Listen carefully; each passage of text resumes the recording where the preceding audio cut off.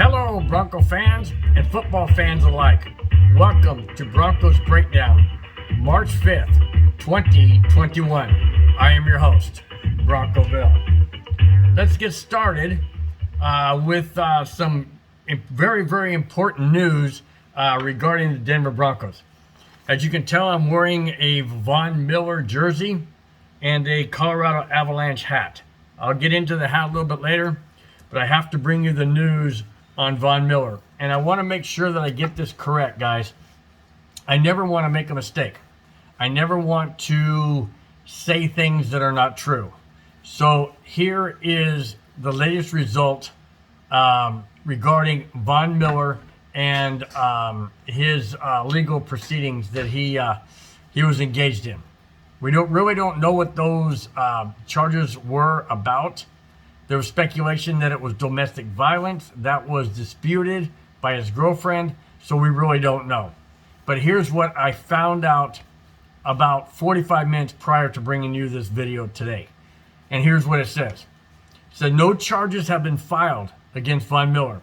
This is the final comment of the charges being dropped by the district attorney.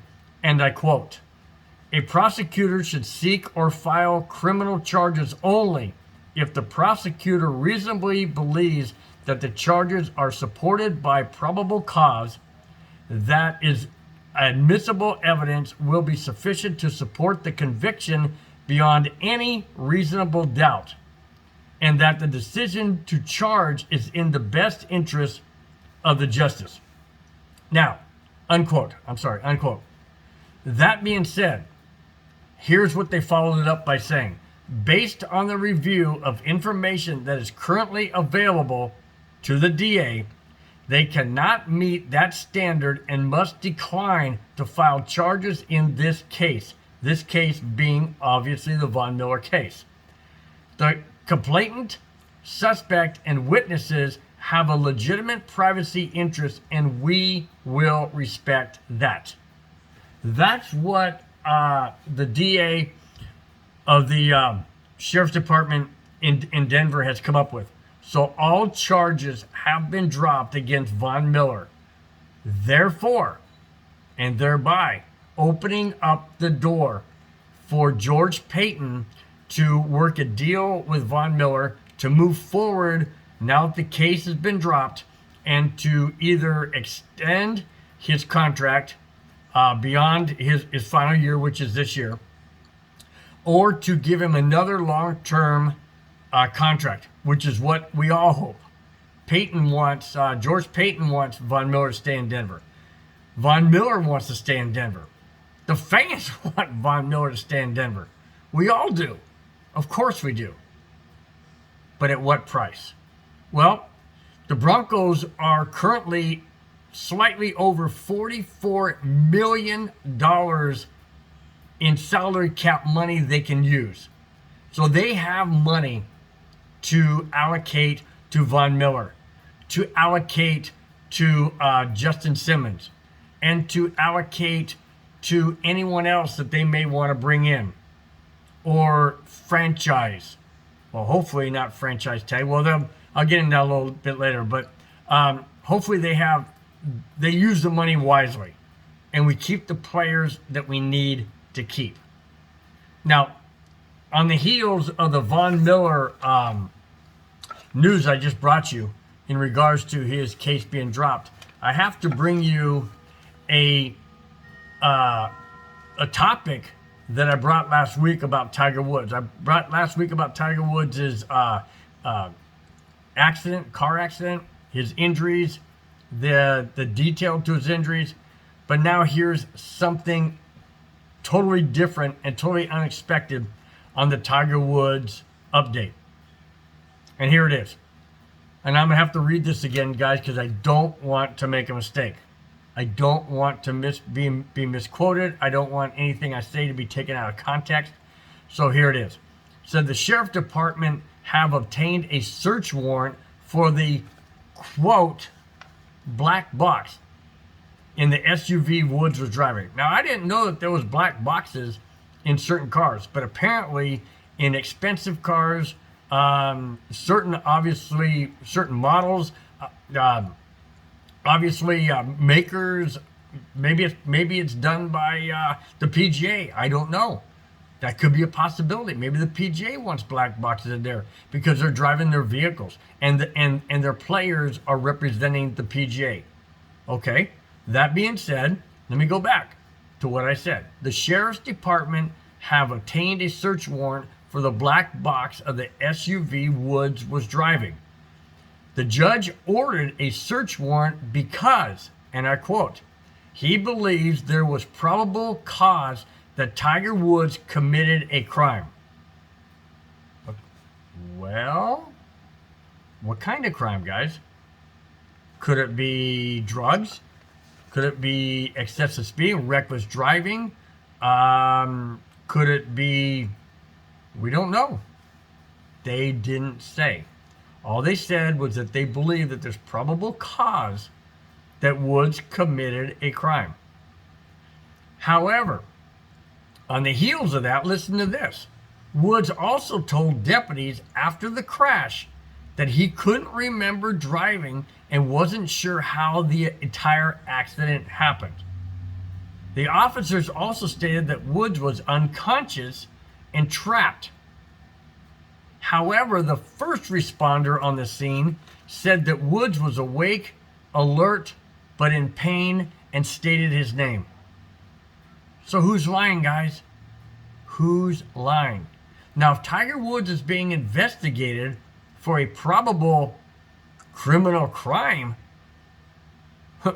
why not say you don't remember? Why not say you have no idea what happened? Maybe that takes him off the hook. Guys, this is not Tiger Woods' first rodeo, okay?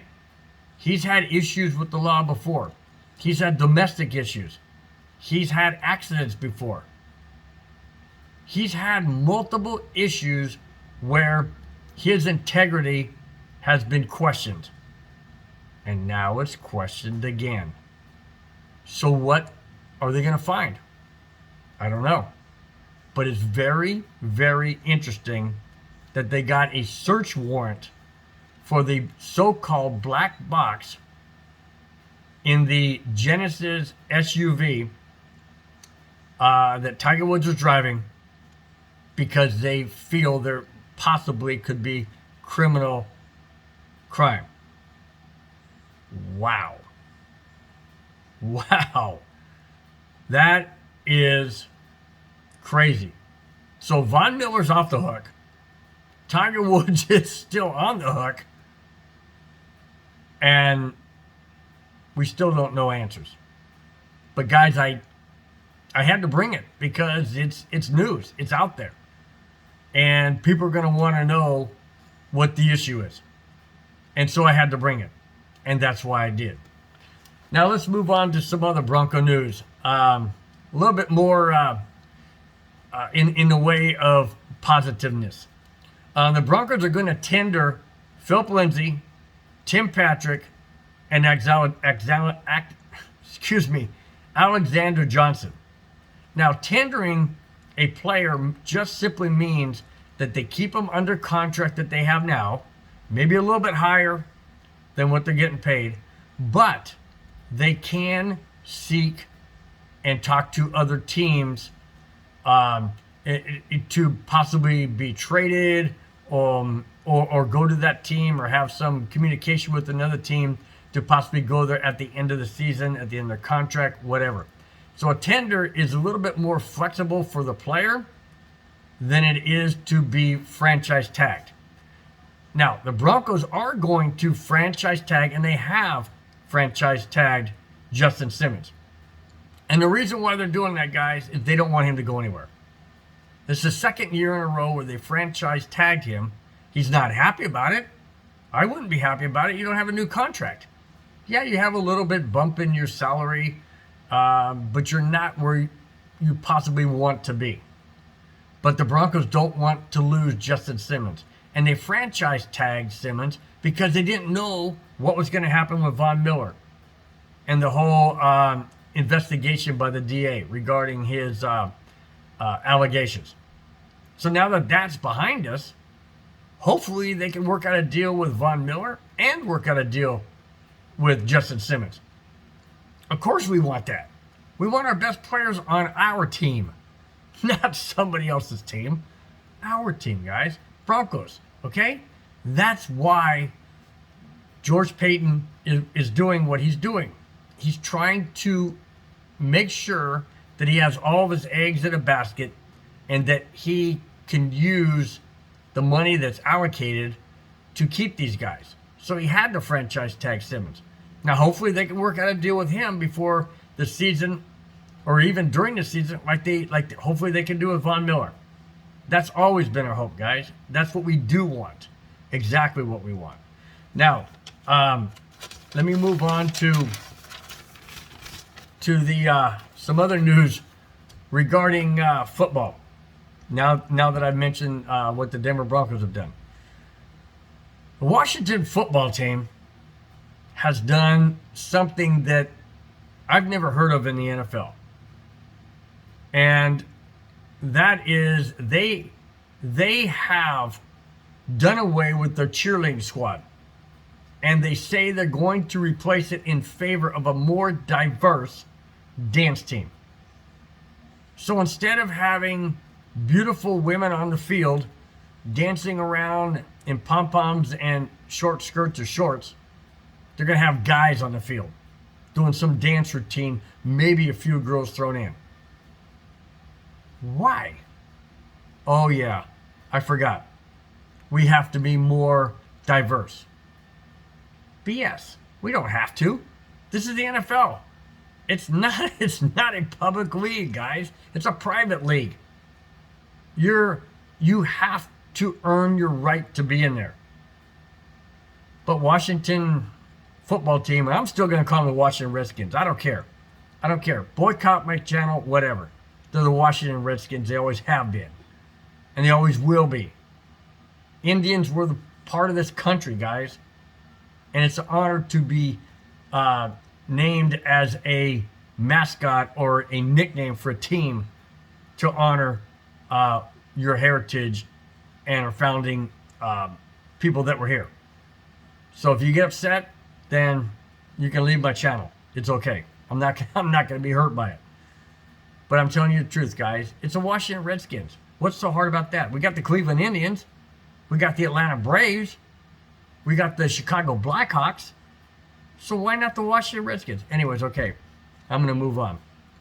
Redskins have also, Washington football team has also released Alex Smith after they had him on their team with this comeback season.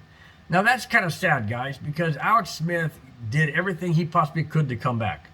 And I am hoping that he lands on another team, maybe not as a starter, but maybe as a mentor, maybe as a backup quarterback, because he's a really good quarterback. I don't know if I would say great, but he's a really, really good quarterback. He knows the game, and yes, he had a serious injury that dang near cost him his leg or his life. But he came back, and he proved he could come back, and he wanted to come back. And if he wants to play again on another team, I wish him all the best. I really do. Alex Smith deserves to go out on his own terms and not on the terms of a team who only kept him for 1 year. That to me was, I understand it's a business, guys. I understand it's a business. But you got to take people's feelings and considerations into play. And I've never liked the Redskins. I've never liked Washington. And for them to do what they did to Alex Smith, I don't have any respect for them. And I don't have any respect for them cutting their cheerleaders either. So that's 2 strikes against them. And changing their name makes it 3. So there you go. Washington, take that. Okay, I'm going to move on to what Mike Kliss, a Bronco insider, has said. And here it is, I quote. He said that he believes that the Broncos may trade down in the draft to acquire more picks for the guy that they want if he's not at the number 9 pick. Now, if they move down, that means they're not taking a quarterback in the first round, obviously. And if they do take a quarterback in the second or third round, that means Drew Lock is still going to be our starting quarterback. Unless now that Alex Smith has been released, unless the Broncos pick up, let's say, an Alex Smith, bring him in to mentor and to, let's say, push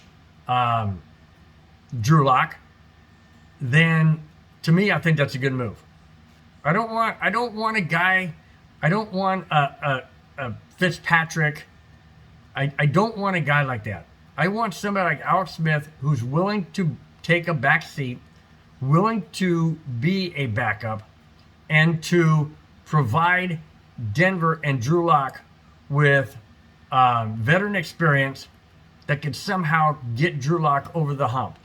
Now, if Drew Lock is able to get over the hump, we don't know that. But I do hope that we bring in someone with experience, and I think Alex Smith will be a great fit in Denver. I really do. I think he understands his job, he understands his role, and he understands that he's not the guy that he used to be, and especially with that devastating leg injury. I think it would be a great fit, guys. All right, I'm going to move on to the Colorado Avalanche. I got the hat on right here.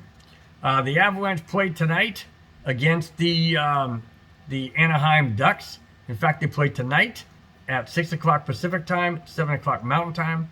They also play tomorrow night in another back-to-back series.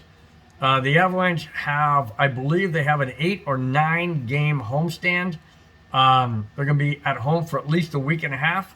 That's great news. They can sleep in their own beds. They can do their normal routines. They don't have to get on planes and fly and be in the visitors' city. So that's a great thing. But that being said, there is some negative side to the Avalanche, and that is Nathan MacKinnon a couple of nights ago against the San Jose Sharks took a cheap shot from some punk Sharks player that hit him in the jaw with his elbow, knocked MacKinnon to the ice. It was a little bit dazed getting up. He went to the dressing room and didn't return the third period. And that particular Sharks player got a 5-minute, what they call a match penalty of 5 minutes, and he was kicked out of the game. The league today came down with a 2-game suspension for him due to the hit on Nathan MacKinnon. It was an absolute cheap shot, guys. I don't know if you saw it. If you didn't, it was a right elbow to the left side jaw of Nathan MacKinnon. He immediately went down on the ice, was on the ice for several seconds, I would say maybe 20, 30 seconds, and got up rather gingerly, as you would imagine. There is the updated word on him was that he skated today in the morning practice, Friday before the game, and if there's hopefully there won't be any setback, and he will be able to play tonight. So that's great news for the Colorado Avalanche. Also on that note, the Avalanche, last time I talked to you, were in 6th place. They won a couple of games, and they're now in 3rd place, albeit they played one more game than Vegas, and they're still 4 points behind Vegas. So, but that's okay, guys. We're moving up. We're in 3rd place. If we win tonight, hopefully we can leap over St. Louis, who we have 3 games in hand. We played 3 games less than St. Louis, so hopefully we can jump over them tonight, get 2nd place, and then set our sights on Vegas and taking over 1st place. So that's the update, guys. That's all I have. Go Avalanche. Take down the Anaheim Ducks, who are in last place. We can't afford to lose to another last place team like we did to San Jose 4 nights ago. Let's go Avalanche. Take down the Ducks. Let's get those 2 points, and let's get on the winning track and keep that winning track going. Thanks, guys, for watching. Thanks for subscribing. I really appreciate it. You guys are great. Thanks for everything you do. Have a wonderful weekend and a great sports week coming up. We'll talk to you next Friday. Thanks again, guys. Talk to you then. Bye-bye.